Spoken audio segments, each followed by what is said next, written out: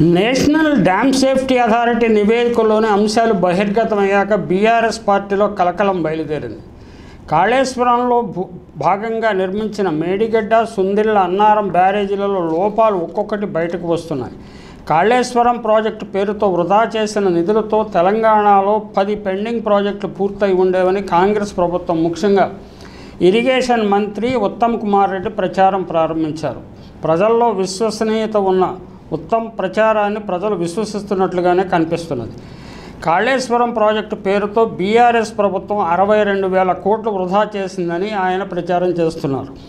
Kaleshwaram project లోపాలు, పాపాలు ఎవరి మెడకు చుట్టుకుంటాయోనన్న భయం బీఆర్ఎస్ నాయకుల్లోనూ కార్యకర్తల్లోనూ ఉంది.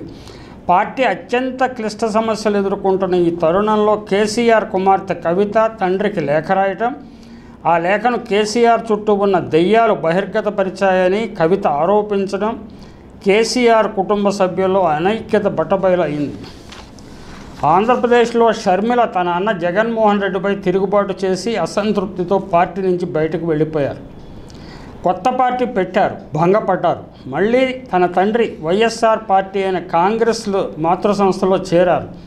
చంద్రబాబుకు పావుగా ఉపయోగపడ్డారు, కానీ చివరకు అక్కడ కూడా భంగపడ్డారు. మరి కవిత ఎవరి మీద తిరుగుబాటు చేస్తున్నట్లు? తండ్రితో నేరుగా మాట్లాడే పరిస్థితులు లేకపోవటం వల్లనే ఆమె లేఖ రాయాల్సి వచ్చిందా? తన లేఖ లీక్ అయితే సామాన్యుల పరిస్థితి ఏమిటి అని ఆమె ప్రశ్నించడం హాస్యాస్పదంగా ఉంది.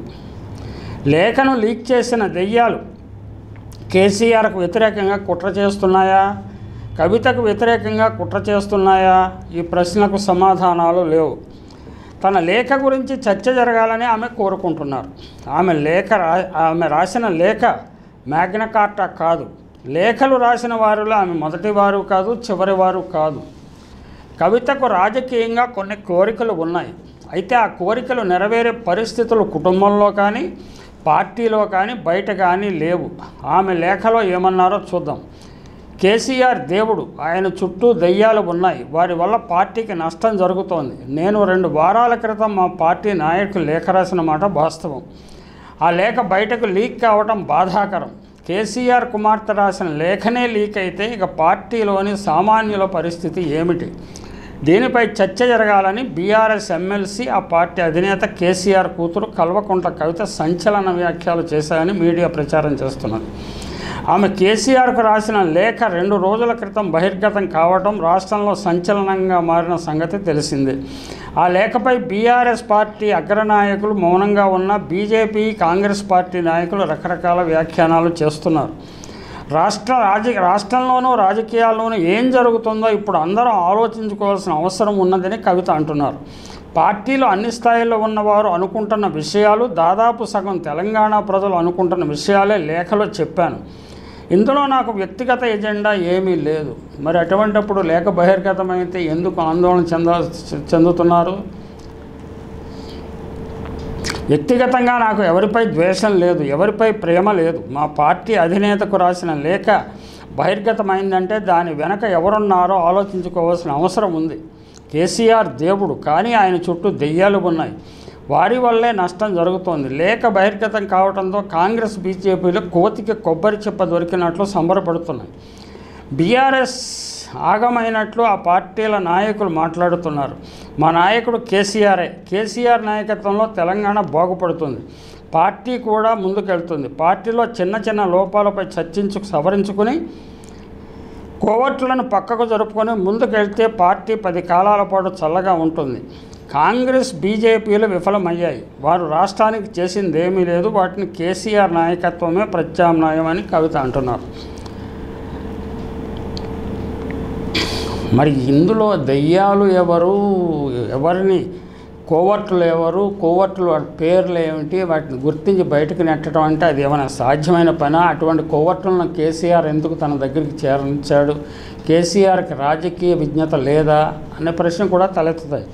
కవిత తన లేఖలో వల్లించిన సుభాషితాల్లో మౌలికంగా ఎటువంటి తప్పిదాలు లేవు, కానీ తండ్రికే లేఖ రాయాల్సిన పరిస్థితే చర్చనీయాంశం అయ్యింది.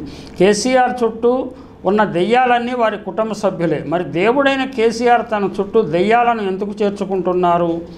అన్న మౌలిక ప్రశ్న కూడా సహజంగానే తలెత్తుతుంది. కవిత కూడా చాలా కాలం ఆయన క్లోజ్గా ఉన్నారు. ఇప్పుడు ఏంటంటే ఇన్నర్ సర్కిల్ నుంచి అవుటర్ సర్కిల్ నెట్టబడ్డారా ఏంటనేది క్రమంగా వెలుగులోకి వస్తుంది. హనుమకొండ జిల్లాలోని యలకుర్తి సభలో కేసీఆర్ ఏం మాట్లాడి ఉండాలో కవిత తన లేఖలో సూచించారు. రాజకీయ వ్యూహాల్లో ఆరితేరిన కేసీఆర్కు కుమార్తె సూచనలు చేయాల్సి రావడం విచిత్రంగా ఉంది.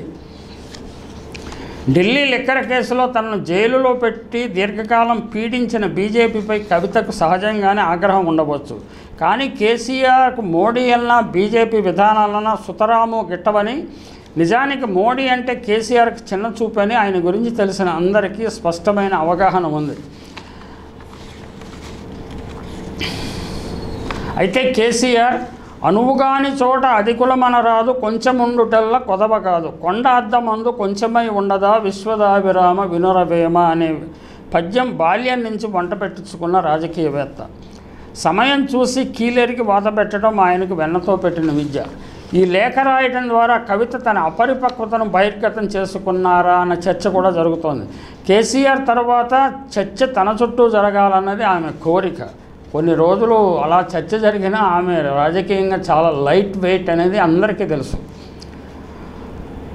తెలంగాణ ప్రజలు కేసీఆర్ తర్వాత హరీష్ రావు, కేటీఆర్ వంక చూస్తారే తప్ప కవిత వంక కాదు. ఆ విషయం షర్మిలకు ఇప్పటికే బాగా అర్థమైంది. ఆంధ్ర రాజకీయాల్లో కవితకు కూడా తెలంగాణ రాజకీయాల్లో క్రమక్రమంగా అర్థమవుతుంది. ఇంకా మహిళలను తమ నాయకులుగా, అంటే షర్మిల, కవిత వంటి వారిని తమ నాయకులుగా, అంటే సొంతంగా అభివృద్ధి పార్టీ పెట్టుకుని అభివృద్ధి చేసేంత స్థాయి వారికి ఇంకా రాలేదు.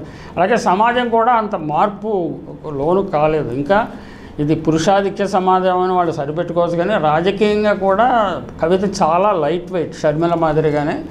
అంటే ఎవరినైనా చెడగొట్టడానికి ఉపయోగపడతారు కానీ వీళ్ళు సొంతంగా తమకు తాము ఉపయోగపడే అవకాశం లేనే లేదు. కవితకు క్రమక్రమంగా జ్ఞానోదయం అవుతుంది.